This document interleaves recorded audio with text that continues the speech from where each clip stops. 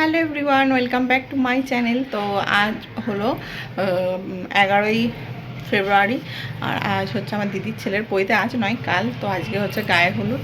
তো আমরা এখন যাচ্ছি আসানসোল, রেডি হয়ে নিয়েছি দেখো পুরো। আর এদিকে মাও রেডি হয়ে নিয়েছে, তো ছেলেও রেডি হয়ে গেছে। আর তোমাদের দাদাভাই যাচ্ছে না, ওর শরীর খারাপ। তো আমরা তিনজনে যাচ্ছি গাড়িতে করে। আবার বিকেলে ব্যাক করব, নিয়ে আবার কাল সকালে যাব, যেহেতু কালকে ছেলের এক্সাম আছে, ওই জন্য থাকতেও পারবো না। আর এখান থেকে বেশিক্ষণ নয় বলে যাওয়া আসা করে নেব। তো এখনও গাড়ির ড্রাইভার আসেনি, আসলেই বেরিয়ে যাবো পুরো রেডি হয়ে, তারপরে ব্লগটা শুরু করলাম।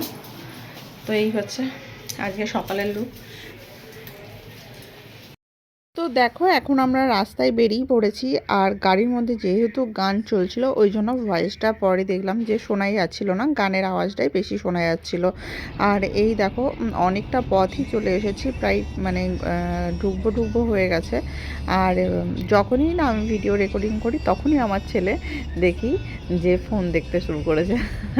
যত রকমের সমস্যা এসে পড়ে, বাট কিছু করার নেই, তোমরাও একটু ইগনোর করে নিও। তো দেখো হঠাৎ করেই তোমাদের দাদাভাইয়ের আসার কথা ছিল, কিন্তু ওর সকাল থেকে শরীরটা খারাপ লাগছিল।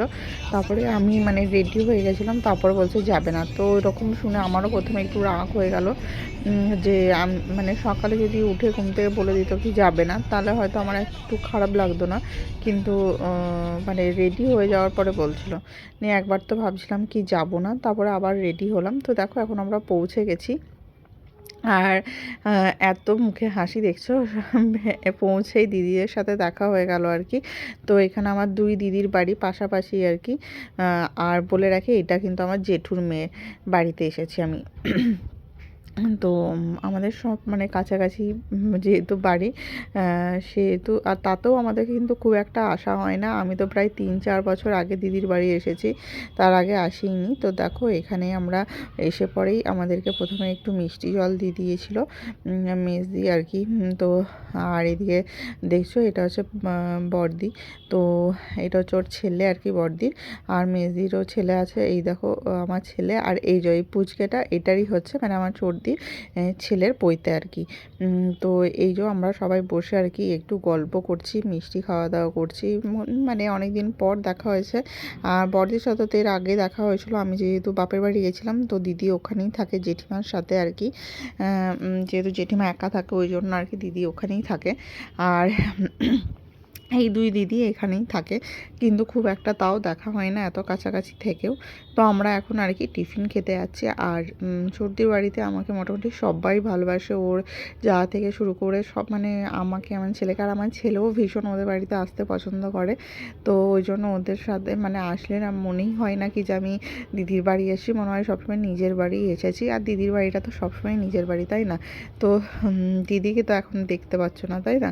তো দিদি এখন খুব ব্যস্ত, ভিডিওতে সেরকমভাবে ওকে নেওয়াও হয়নি।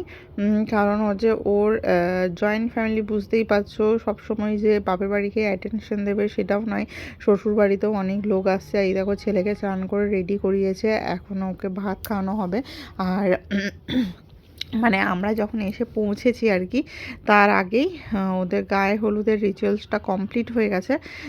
কারণ হচ্ছে কি যে আমাদের আস্তে আস্তে অনেকটাই লেট হয়ে গেছিলো, যেহেতু তোমাদের দাদাভাই মানে হঠাৎ করে বলেছে আসবে না, তারপরে গাড়ির ড্রাইভার ঠিক করেছি, তারপরে আর কি এসেছি।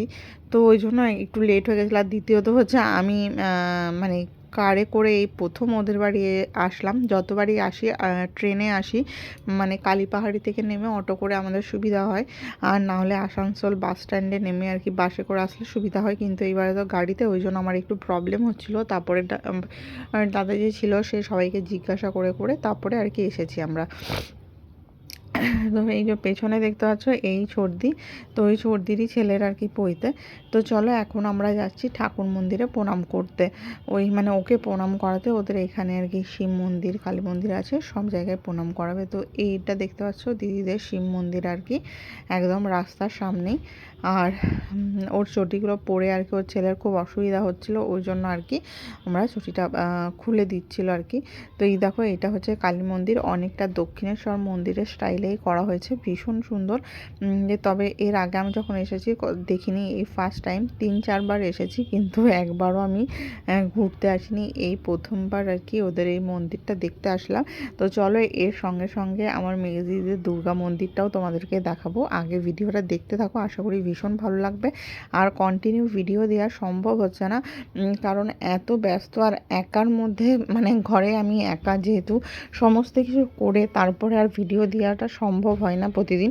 আর ভাবি কিতে আপলোড করে দেবো, কিন্তু হচ্ছে কি ভুলে যাই, ভুলে যাওয়া আবার একটা আমার স্বভাব আছে। আর ওদের বাড়িতে মোটামুটি সবাই ইয়েলো পড়েছিল আজকে, যেহেতু গায়ে হলুদ। আর এইদিকে দেখো আমার বড়দি আর বড় জামাইবু, ওরা দুজনে বেশ গল্প করছে আর কি।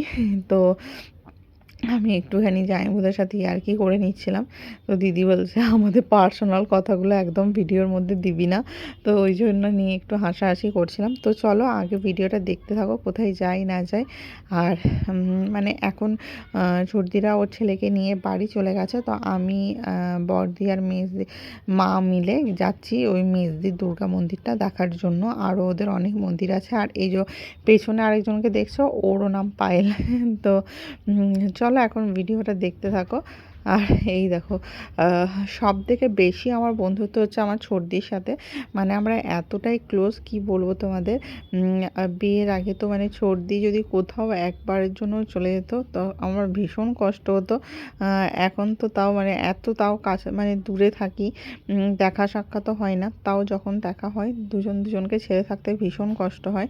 আর দিদিও তাই বারবার করে খুব বলছিল যে আসার জন্য। আমি তো ভেবেছিলাম পৈতের দিন আসবো, কিন্তু না, ও কিছুতেই ছাড়বে না। তো ওই জন্য আর কি আগের দিন আসলাম, কিন্তু থাকতে পারিনি, তাতেও ওর ভীষণ মন খারাপ আর কি।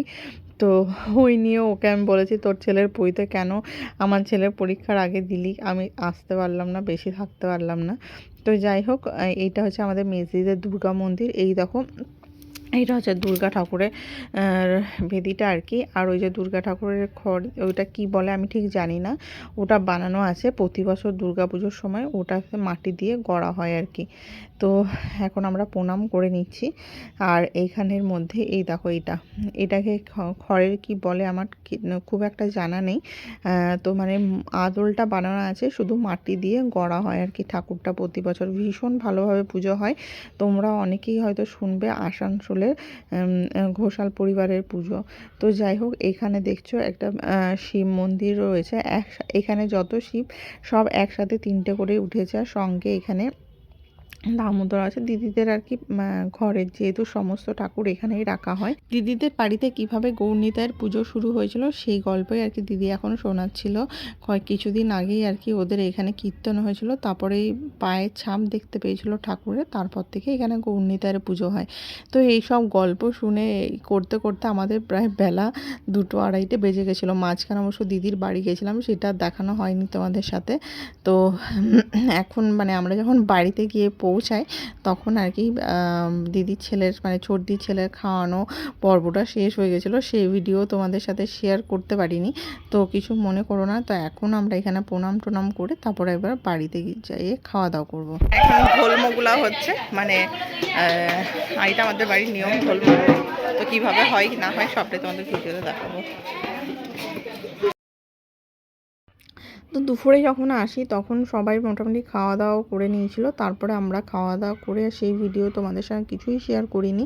তো একবারে দুপুরে একটু রেস্ট করছিলাম। তারপরে এখানে দেখো এখন ওই ঢোলমোগুলা হচ্ছে, তো ওই ভিডিওটাই ভাবলাম তোমাদের সাথে শেয়ার করি। সেরকমভাবে তো কিছুই ভিডিও তোলা হলো না আজকে, বুঝতেই পারছো সবার সাথে দেখা হলে আর বোনদের সাথে এত দিন পর দেখা হলে কতটা যে খুশি হয় আর কত যে মনের কথা থাকে সেই সব আর কি বলবো। নিজেদের কথা, শ্বশুর বাড়ির কথা, সমস্ত কিছু কথা তখনই মনে হয় সেরে ফেলি, ওই জন্য আর সেরকমভাবে ভিডিও বানাইনি। তো যেটুকু বানিয়েছি সেটুকুই তোমাদের সাথে শেয়ার করলাম। যদি ভালো লাগে অবশ্যই ভিডিওটা একটা লাইক করো, শেয়ার করো। আর তোমাদের বাড়িতে কার কার এই নিয়মটা আছে অবশ্যই আমাকে জানিও। তো আমাদের বাড়িতে তো আছে। আর মানে মানে এই নিয়মগুলো না ভীষণ ভীষণ ভালো লাগে, যতটা দেখতে ভালো লাগে যতটা তার থেকেও বেশি এগুলো সাথে করতে পেরে বেশি ভীষণ ভালো লাগে। তো চলো এখানে হয়তো লাইটটা তোমাদেরকে প্রপারভাবে দেখাতে পারিনি, তো যতটুকুন পেরেছি সেইটুকুই তোমাদের সাথে শেয়ার করলাম। তো এইটা করার পরে আমরা বাড়ি চলে যাব, তারপরে কাল সকালে আবার আসবো। তো দেখি কত তাড়াতাড়ি আসতে পারি, তারপর সেই ভিডিও তোমাদের সাথে শেয়ার করব।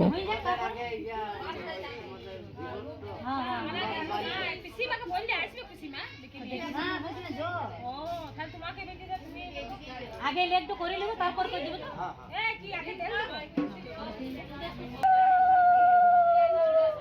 ধর দিলে হবে, সবাই মিলে ধর, আমাকে ধর, মিলে ধর। এই নজন ধরো। আমি ধরলে নজন মোটে ধরে এসো, এ পায়ে ধরেছে, এই যে সাইডে ধরে দিও। হ্যাঁ দিদি ধরলে নজন হয় না, ছেলে 8 জন হইছে। ও তারে নজন সিঁদুর কোটাটা কইবে টানলি না, এই যে দাঁড়া দেখ, হলুদ ধর ঠিক করে, ওই এদিকটা কাটা আছে দেখি দিবি। সব আমার ছুঁই থাক, অমল এমনি এমনি করিবা, এমনি যেন ভাগ হয়। বাস ঠিক আছে, হইলো। সিঁদুরটা ধরো, সিঁদুরটা খুলো। হ্যাঁ আঙুলটা করে সিঁদুর তুমি টোলটা ছেড়ে দাও, তুমি ছেড়ে দাও, ঠিক দিন দিবে। ওকে ধরে দেখো, জেনে দেখিয়েছিল।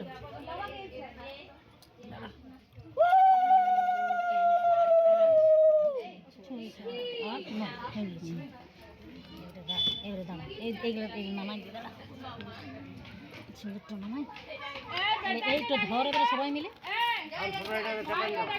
ঠিক আছে, পয়সা তোমার এবারে 11 টাকা দে, 11 টাকা দে বাবু রে, 11 টাকা দে। সবাই এমনি এমনি করে ধানগুলি দিয়ে দেবে। দাঁড়া ধরি সবাই আগে বড় বলতে দাও,